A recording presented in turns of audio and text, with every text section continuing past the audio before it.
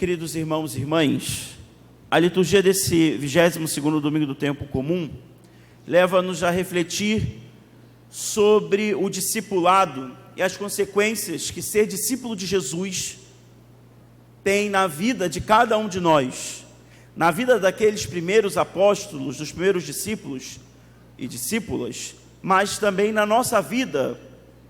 Hoje o Evangelho fala claramente um anúncio da Páscoa, da paixão, morte de Jesus, e fala que o caminho do discípulo que ele deve trilhar é o mesmo de Jesus.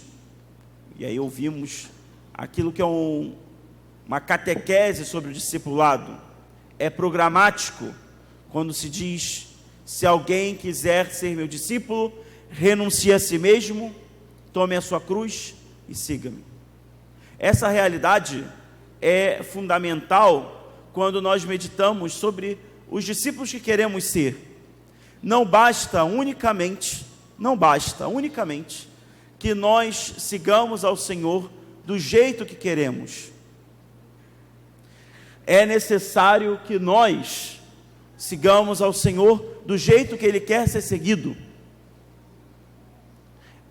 Dessa maneira, nós ouvimos claramente a mensagem do Evangelho, e isso deve gerar um certo impacto em nós, porque mostra uma mensagem não muito atraente ao nosso tempo. Ao falar de renúncia, de cruz, aparentemente essa palavra não cabe no dicionário dos homens e das mulheres do nosso tempo, mas nós que vivemos e lutamos para viver a fé cristã, porque lutamos para viver a fé em Jesus e queremos seguir como Ele quer ser seguido, faz com que nós aceitemos esse desafio que a fé nos impõe hoje. Seguir Jesus é aprender a trilhar o caminho da cruz como dele. E a gente vai ver o que isso significa. Hoje nós vemos São Pedro sobre uma ótica, na primeira parte do Evangelho, bastante diferente do que do último domingo. Se vocês lembram bem, do último domingo, era aquele trecho do Mateus capítulo 16, quando Jesus pergunta aquilo que de mais fundamental, não só na época dele, mas também agora, é para o discípulo.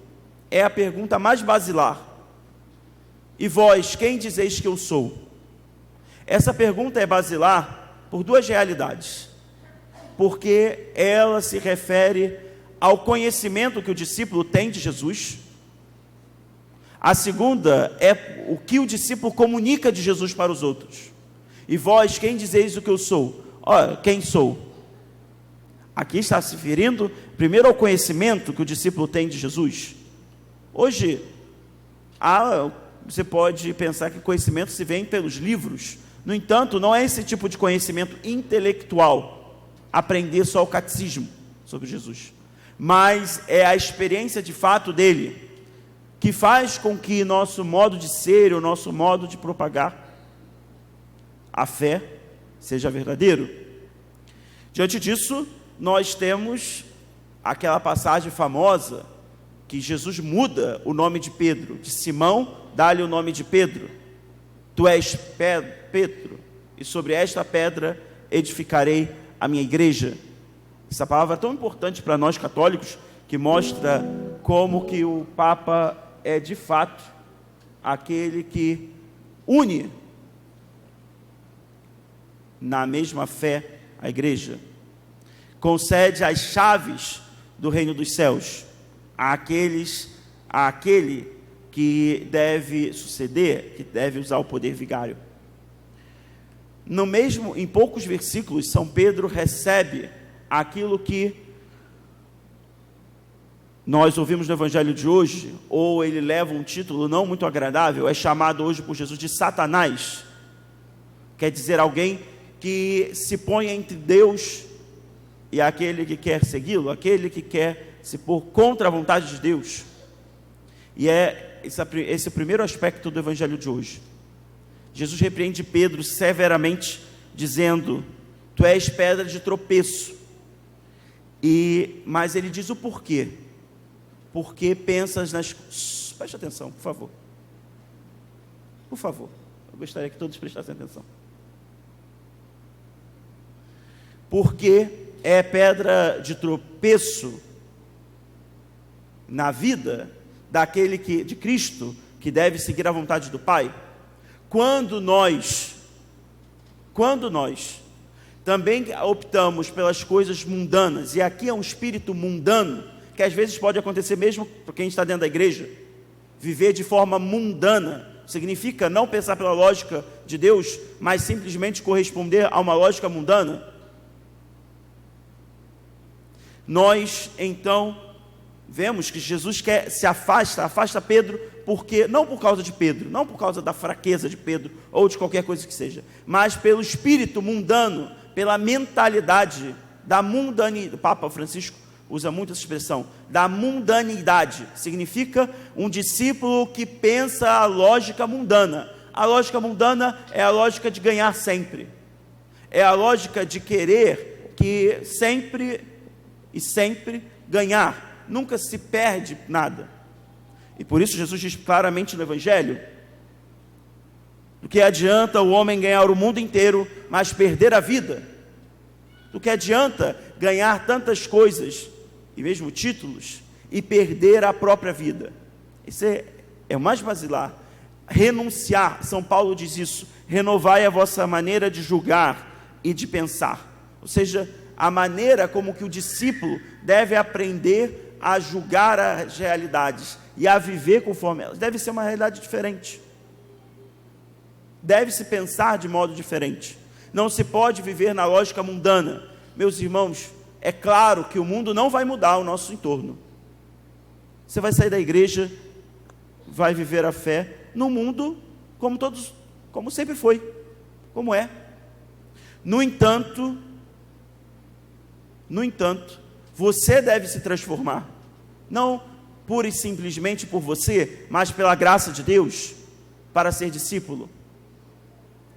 E nesse aspecto, nós ouvimos o trecho que Jesus catequiza cada um de nós, falando sobre o discipulado. Se alguém quer segui-lo, isso é sempre muito interessante, porque Jesus não está obrigando ninguém a segui-lo. Cada um é livre, até para não segui-lo. Assim como ele é livre para não receber ninguém na casa dele, o céu. Mas cada um é livre. Se não quer segui-lo, não há necessidade. Mas, ou melhor, não há uma pressão sobre isso.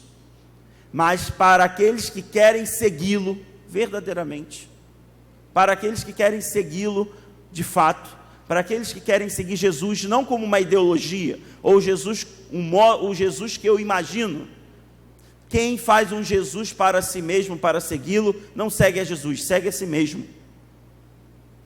E há muito hoje, eu crio uma imagem de Jesus para mim, e não sigo o Jesus que é de fato. Mas para aqueles que querem seguir, devem aprender 3 coisas, 3 palavras basilares: renunciar a si mesmo, tomar a sua cruz e segui-lo. Renunciar a si mesmo, a gente normalmente pensa a renúncia como algo ruim, mas deveríamos pensar que a renúncia faz parte de tudo na vida. É uma escolha a renúncia, é uma opção. Você que é casado, para se casar com essa pessoa, mesmo quem é namorado, né, ou namorada, para estar com essa pessoa, você renunciou inúmeras possibilidades. Já pensou nisso? Havia muita gente, havia muitas outras pessoas, talvez mais bonitas e inteligentes, mas o amor, que é o fundamento do relacionamento, faz você escolher, renuncia a outras possibilidades. A renúncia não é só um ato negativo. Normalmente quando a gente pensa assim, renunciar, eu tenho que renunciar às coisas ruins. Isso é fato, renunciar ao pecado. Mas quando Jesus diz renunciar a si mesmo, significa renunciar a coisas que fazem com que eu esteja autocentrado. É necessário aprender a renunciar, a escolher as coisas de Deus, concretamente. Como dizia, quando se pensa na vida matrimonial, se pensa, eu casei com esta pessoa, com este homem, com esta mulher, e renunciei muitas outras possibilidades. Quando você é padre, também. Renunciei um monte. Eu, bonito desse jeito, não? Não sei porque alguém riu tão fortemente. Mas tinha cabelo. Agora, Senhor, nem os cabelos me restaram. No entanto, faz parte da vida renunciar por algo. Quando se ama verdadeiramente, se aprende. Toda essa passagem de seguir, tomar a cruz e renunciar, significa amar o Senhor. Poderíamos tomar como mandamento renunciar ao Senhor. Aliás, amar ao Senhor sobre todas as coisas. Faz parte, amar faz parte de renunciar. É uma escolha que faz com que eu renuncie a outras. Por isso, escolher a Deus, concretamente, e aqui não é só um aspecto intelectual, mas é um ato concreto da vida. Às vezes eu preciso renunciar a mim mesmo para fazer as coisas de Deus. Aquilo que eu planejei, aquilo que eu gostei, aquilo que eu gosto de fazer. E nós poderíamos pensar isso tantas vezes, que para servir a Deus, a gente precisa renunciar. Senão não é amor verdadeiro. Amor que não renuncia é um amor infantil. Sabe a criança que quer tudo? Criança é assim, não sabe renunciar às coisas, não sabe perder. É a lógica do Evangelho, aprender a perder para ganhar. É necessário fazer esse caminho de fé, aprender a perder pelo Evangelho. E preste atenção numa coisa: se você ainda se você não perdeu nada por causa do Evangelho, se você decide viver verdadeiramente o Evangelho de Jesus, eu quero dizer que você vai ter que aprender a renunciar, a perder coisas, pessoas, situações, promoções, se for no emprego, tantas realidades, por causa do Evangelho. Aprender a renunciar. O segundo aspecto é um outro aspecto do amor, a cruz. Quando a gente fala em cruz, normalmente as pessoas têm um discurso pesaroso. Mas Jesus transformou o modo de enxergar a cruz. Não é um modo de enxergar a cruz como instrumento de ruim, de pena, de morte, mas para nós a cruz é instrumento de salvação, porque amor verdadeiro comporta sacrifício, e é isso que São Paulo diz hoje na segunda leitura: eu vos exorto, pela misericórdia de Deus, a vos oferecerdes em sacrifício santo, vivo e agradável a Deus. Significa a oferecer-se em amor. O amor comporta sacrifício. Nós, de uma vez por todas, devemos abandonar uma imagem vazia do amor, romântica até demais, que acha que amor não requer sacrifício. Há quem diga: eu amo esta pessoa porque ela me ama. Isso não é amor, isso é troca. Se ama mesmo no sacrifício. E aí está verdadeiramente a descoberta do amor da cruz. Jesus manifestou, e Papa Francisco diz, que o último argumento de Deus, o último argumento do amor de Deus é a cruz. Depois da cruz não há mais nenhum argumento para mostrar mais o amor de Deus do que isso, porque ali já está exemplificado. Não bastasse que Deus se fizesse homem, ele morre na cruz, não porque é um preso político, não porque é torturado. Jesus diz: ninguém tira a minha vida, eu a dou. Significa que ele faz essa oferta livre porque ama. Quando diz tomar a cruz, não é para você pensar só em algo pesaroso, mas pensar na oferta de vida que você tem que se transformar. Talvez no nosso tempo, marcado tanto pelo egoísmo, nós pensemos no amor como simplesmente delícia e gostosura. Esqueçamos o amor verdadeiramente concreto da cruz. A imagem do amor, não, para nós é mais do que um coração. Mesmo o coração de Jesus tem uma cruz sobre ele, exatamente para mostrar que o amor cristão não é o romantismo barato que se vende, é verdadeiramente a oferta do sacrifício da vida. Se você ama a Deus, deve estar pronto a ofertar-se em sacrifício por ele. Se você ama a sua esposa, homem, você deve aprender a se ofertar em sacrifício por ela, e a esposa também. Se você ama seu filho, ou ama qualquer pessoa, deve aprender a ofertar-se em sacrifício. Significa transformar a vida num ofício sagrado de dar-se para o outro. Por fim, seguir a Jesus. Essa palavra significa que a gente não pode ter um outro caminho do que o diferente dele. Seguir Jesus por um caminho diferente do dele é seguir um caminho que não é o dele. Não há um atalho para o céu. Santa Rosa de Lima, conhecida pela sua beleza, é a primeira santa latino-americana, muito jovem, e a primeira mulher latino-americana a ser santa. Santa Rosa de Lima, que seu nome era Isabel, mas por causa da sua beleza foi apelidada de Rosa, dedicou sua vida aos mais pobres, especialmente aos enfermos. Dizia que ela era terciária da ordem dominicana, era da ordem terceira dominicana.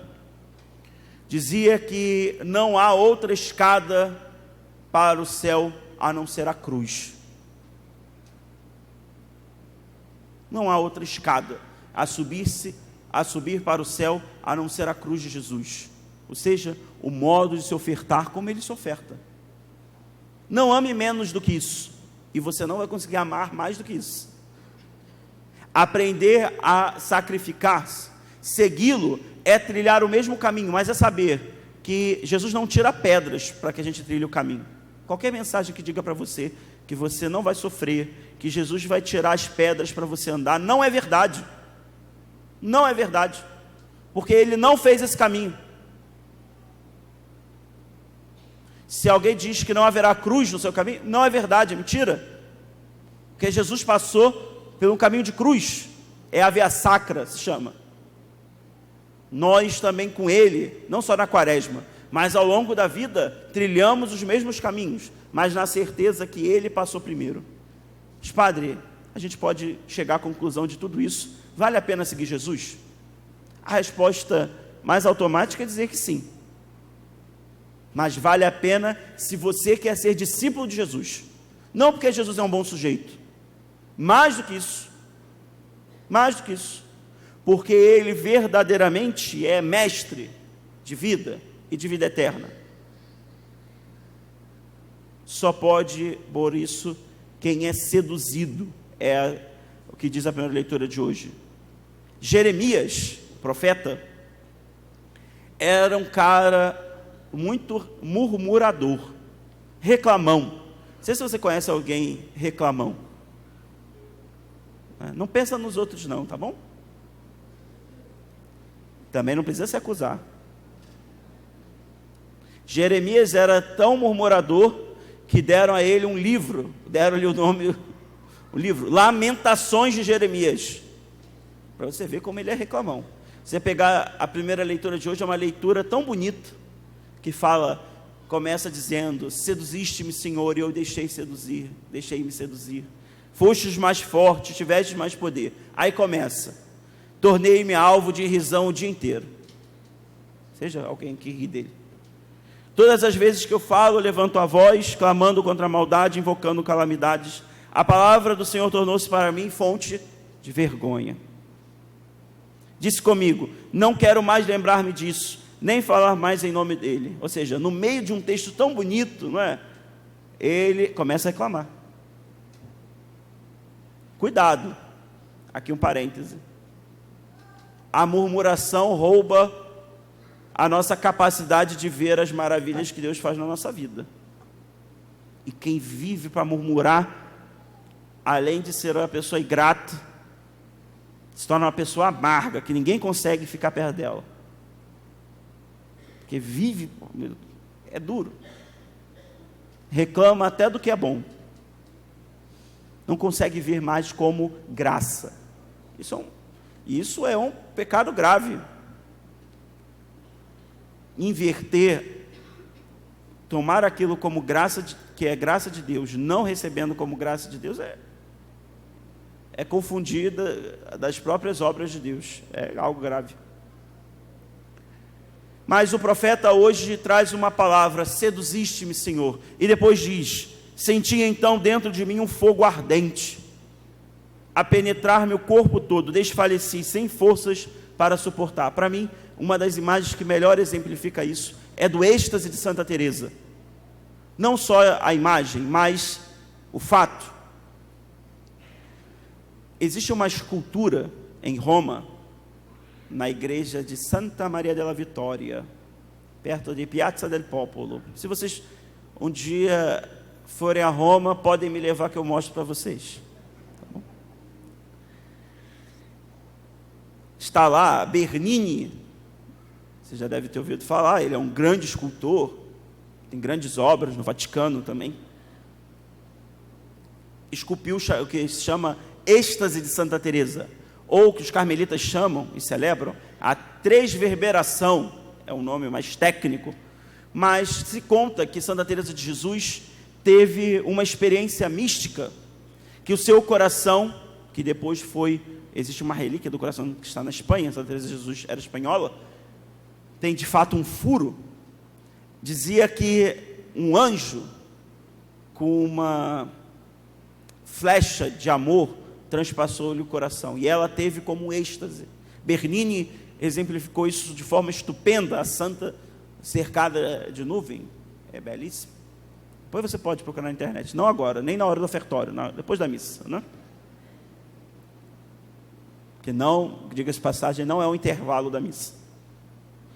Quando nós olhamos ali, Bernini diz que a única expressão, ou a que poderia dizer algo tão grandioso, era a expressão do ápice de uma relação sexual. Quando eu falo isso, todos vocês entendem, não é o que é?